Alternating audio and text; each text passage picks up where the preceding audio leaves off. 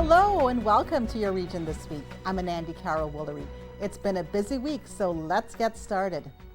The Starlight Children's Foundation and Toys R Us in Brantford gave 5-year-old Christian a chance to live out a fantasy most children only dream of.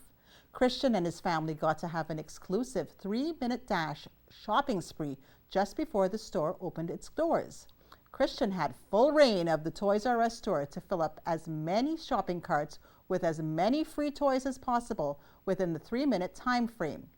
At just 18 months, young Christian was diagnosed with a brain tumor. He has been through surgeries, chemotherapy, and 33 rounds of strenuous radiation. But as you see in this story, he's getting stronger and stronger every day.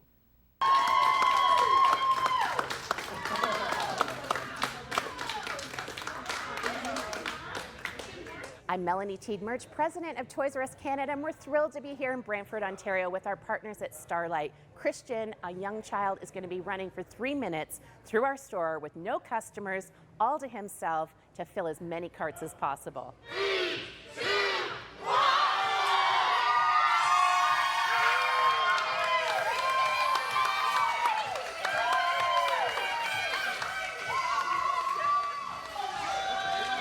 So 4 years ago, Christian was diagnosed with a brain tumor. So he's gone through surgeries, chemo, radiation. We've also stayed in a rehab hospital. So the past couple of years have been rough, but he's getting stronger every day. So it's been, and this experience has just been amazing. We do it all over Canada, and what I say all the time is it gives me perspective. I'm so lucky. I have 3 healthy children myself. And I go home at the end of the day and there's stresses at work because we're running a national charity that helps 30,000 children a month across the country. But when I go home and I have 3 healthy children, it gives me huge perspective. So what I always say to people is when you go home tonight after your stressful day, give your children, your grandchildren or nieces and nephews a longer, tighter hug, because if we have our health, we really do have everything. And our friends at Toys R Us Canada, they really get that. The important part to know is that when you go to a Toys R Us store and the cashier asks you, would you like to buy a star for $1 to help a child in our community, it's true and real. Whether you're in Brantford, whether you're in GTA area, whether you're in Quebec City or wherever you are across the country, Toys R Us raises money for Starlight and we spend it right here in the community, just like here in Brantford and the amazing little Tristan.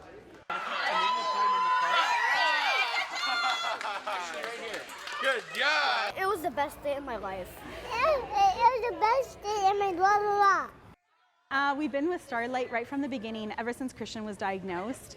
Right from day one, we got like an emit pack from the hospital that had like toiletries and different items that you don't even think of that you need in a hospital stay during that time. And then when Christian went through chemo and radiation, Starlight, we did a great escape to Great Wolf Lodge, and that was definitely a great memory. Very uplifting at the time. Yes, and there's been the Halloween trick-or-treat that they do, and so that's been definitely another great memory. And then this, I feel like, just tops it all off.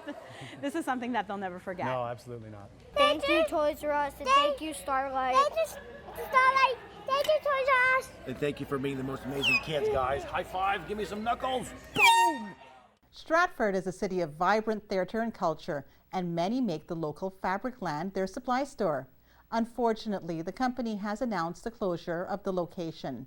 2 Fabricland shoppers hope to turn all that around. I have been living in Stratford for 41 years. And I have always I did a lot of sewing, from my children to my grandchildren, from day clothing to Halloween costumes to just everything. And I would be absolutely lost without this store. I really would. This Fabricland has been around for a very long part of my life. And my mom is the one who taught me how to sew. And this is usually where we went. It's a huge part of the community, as well as other communities all the way around Stratford. We have communities from Goderich to Listowel to people from Kitchener and London even coming. As you can see right here, hundreds of people We have got people signing from all over the place. We've had people from Australia who come to visit, they visit their families, from Ottawa, from London, England, from Goderich, to even people in London come to our store because they prefer our store. Well, my mother and I will be here with our little petition just to get signatures of as many people as we can until next Saturday between the hours of 11 and 1. Also, we have 2 seamstress places that are going to be having the petition as well. That would be Sula's and Sew More Seams. And if you can also just send in an email, as many emails as possible, stating that you want the Fabricland to stay open. You can send your email to members@fabricland.ca. That would be really helpful, and let's just tell them how much we love this place. The response. It's really important. They were saying email every day. Your Region This Week continues right after this. See you soon.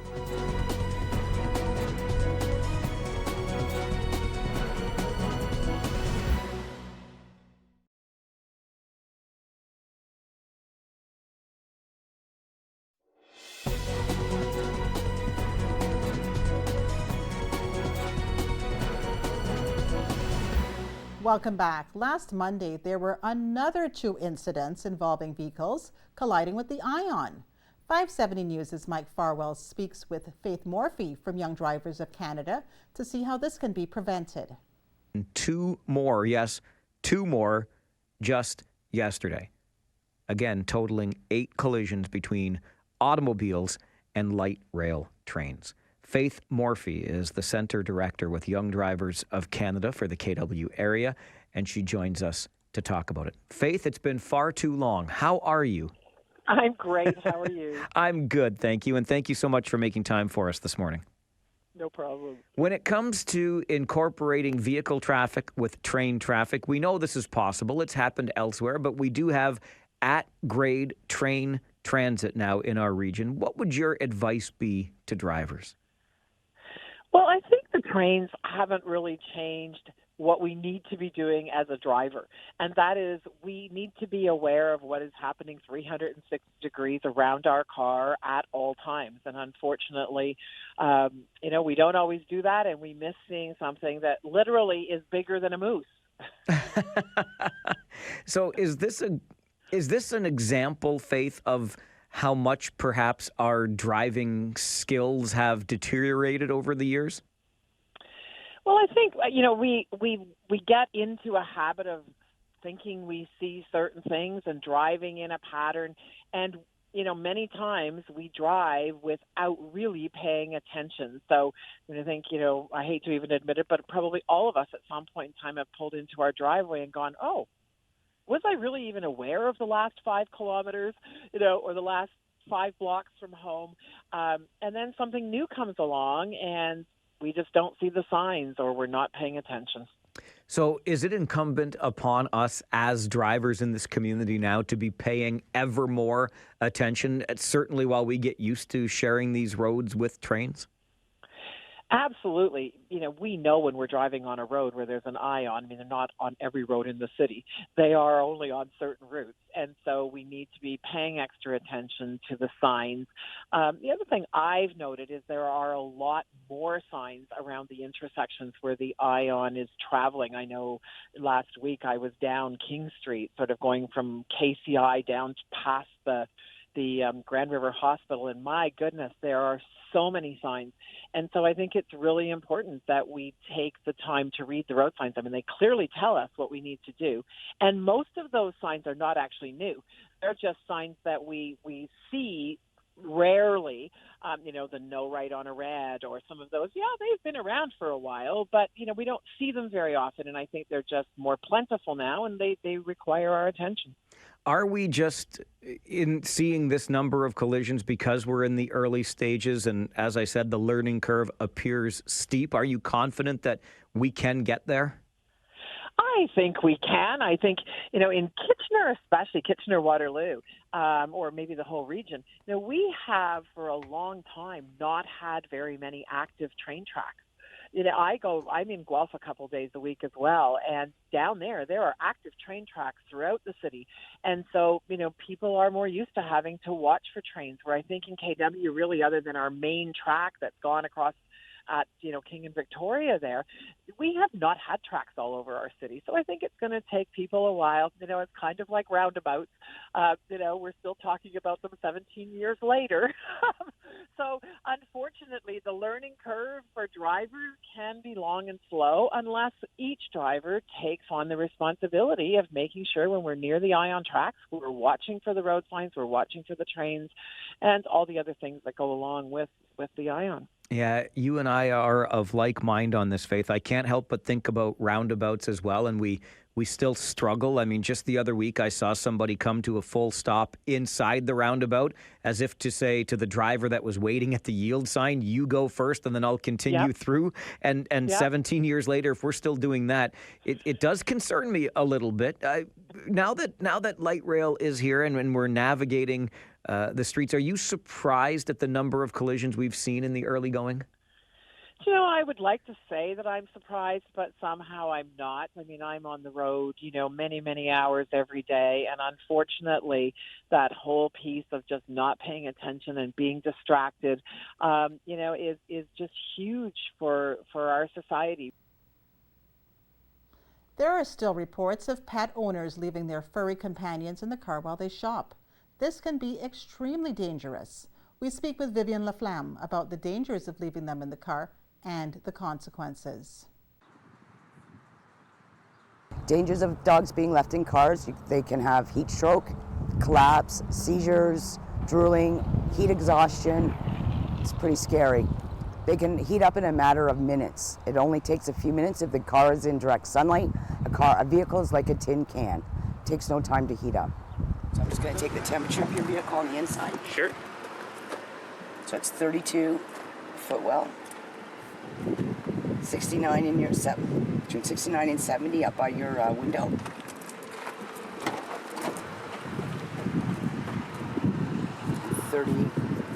29 in the back, depending on where the animal is set. The animals are still classified as property, so they can be held accountable if something should happen. I know that some people in the past have tried to break windows and what have you. They can be charged for causing damage to someone's property, so they have to be mindful of that. Call their local police or their local humane society. They can be charged under the SPCA Act. They can actually go to jail. They can receive a fine of $2,000. Leave your pets at home. We all want to take our pets for car rides. Animals love going. Just in the hot, humid weather, leave them at home where it's safe and sound. Your Region This Week will continue right after these messages. See you then.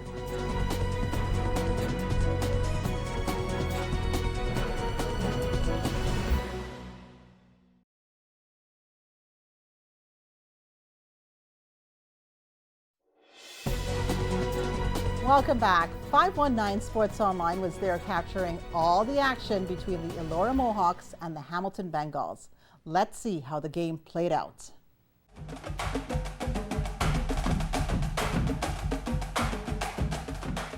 The Elora Mohawks and Hamilton Bengals all knotted at one game apiece going into a pivotal Game 3 on Wednesday night. So far, the road team has won every game in the best-of-5 series. Just over a minute in, the boys from Steeltown strike. Tanner Brennicky near side opens the scoring. The Bengals captain giving his team a 1-0 lead. Later, the Mohawks on the power power play. Hyatt Welsh over to Dean Seeley, and he rips one in. Seeley scoring his 4th goal of the playoffs. We are knotted at 2. Still in the first, the ball goes to Tyson Allison, and he finds the back of the net. Hamilton with a 4-3 lead after the opening period. To the second, it's more from Allison. This time he's on the far side, and he buries another one. Allison had 4 points in the game,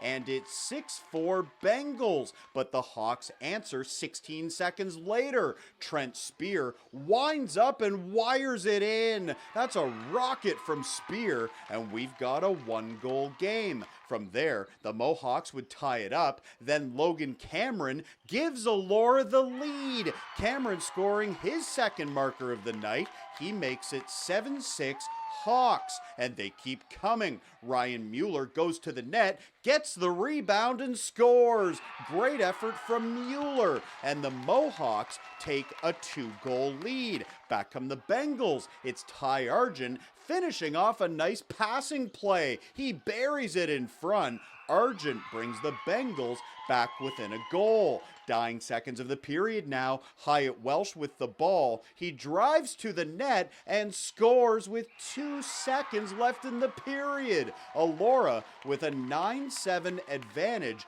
after 40 minutes. Let's go to the third. And how about this goal by Ryan Mueller? He dives and scores. It's a beauty from Mueller. He makes it 10-8 Elora. Hamilton trying to answer. Braden Saris making moves on the far side, and he snipes. Saris scoring his 2nd goal of the night for the Bengals. At the other end, Zach Cameron doing it all by himself. He goes to the slot and rips it home. Elora is up by a pair. It's 11-9, but this game far from over. Late in regulation, Ty Argent over to Yvonne Balduke, and with 3 minutes to go, he makes it a 1-goal game. Here comes Hamilton. The Bengals now looking for the equalizer, and it's the same play. Argent to Balduke. Tie game. Balduke with 2 massive goals in the late stages of regulation.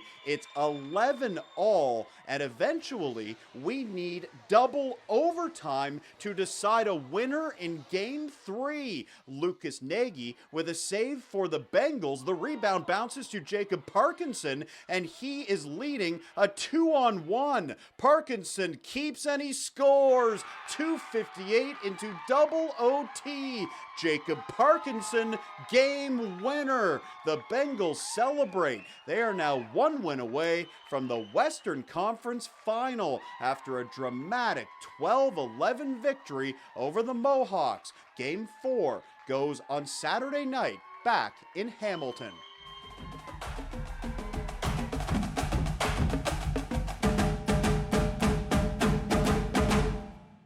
Last weekend, a 4-year-old girl was sexually assaulted in the common area of an apartment building.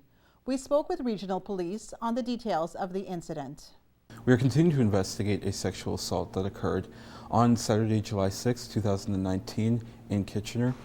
A 4-year-old girl was playing on Brybeck Crescent when she was approached by a male who sexually assaulted her in the common area of an apartment building. At this time, members of our major crime unit, our general detectives, and our forensic identification unit continue to investigate. We did release video and photos of an individual that we would like to speak to determine whether or not he is related to the incident or if he has any further information. And we are again appealing to any witnesses or to anyone with information to contact police or Crime Stoppers. The suspect has been described as male white, approximately 5'10" to 6 feet tall, with a medium build, and he was last seen wearing a white ball cap as well as a white t-shirt, a white striped t-shirt. Yesterday we did have a command post set up where investigators continued to canvass the area to speak with witnesses and to obtain video. And again, we're asking anyone who might have been in the area on the 6th to speak to investigators to reach out, and if anyone has any information to contact police or Crime Stoppers.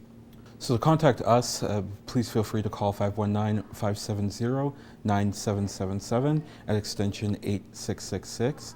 And for Crime Stoppers, it would be 1-800-222-8477, or you can visit them online at Waterloo Crime Stoppers.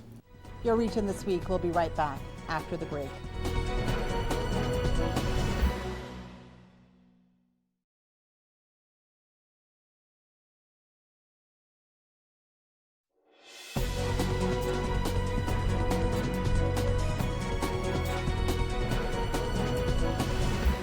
Welcome back. 88.3 CJIQ's The Brazilian Show is hosting a celebration this weekend for their 100th episode. We speak with the founders of the show, Bruno and Isabella, about the milestone and the celebration. Radio is a passion. I'm a TV producer, media producer, but radio it's a different thing. We always wish to reach people through radio.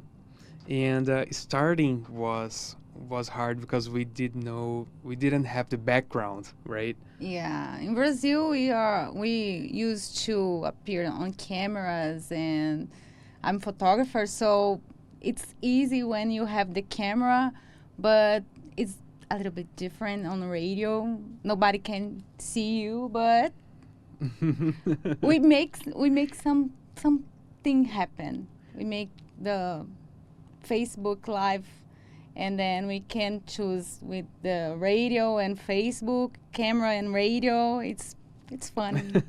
So it's not only a radio show. We are Facebook Live as well, simultaneously. Oh, wait. So in Brazil, even community radio charge you for an hour. If you want to have a community show, you have to pay and get sponsors. It shouldn't, but that's the reality. And here in Canada, we have the opportunity to have an hour to speak to our community, to get everyone together. That's the point of the show. It's a volunteer show. So the only thing we want to do is keep people together, giving tips to where to go. Sometimes we don't have winter in Brazil, right? No. This year is a special one. Yeah. We are having like 5 degrees, which it's big in Brazil. 5 degrees there, it's kind of unusual. But when Brazilians come to Canada, especially in the winter, they probably will stay at home. They won't get out, they won't enjoy the snow because it's new for them. And we always give tips to what to do, places to go, to have fun and enjoy. That's what we love to do, right? Just making people know people. Yeah, and what's the best on it is that Canada believe in us. Doesn't matter where we're from, what. Canada is beautiful and people trust in us to do it. So that's amazing. Talking about that, Canada is amazing. Yeah. So this Saturday, it's our show number 100 and our 2nd year anniversary. Yeah. We are very excited. We're going to have a lot of Brazilian services. They will showcase their projects. We're going to have a Brazilian food truck with feijoada. Yeah, pastel. Açaí com banana. A lot of Brazilian traditional food, right? Yeah. It's going to be awesome. We are expecting a lot of people there. Not just Brazilians, but everybody's... Yeah.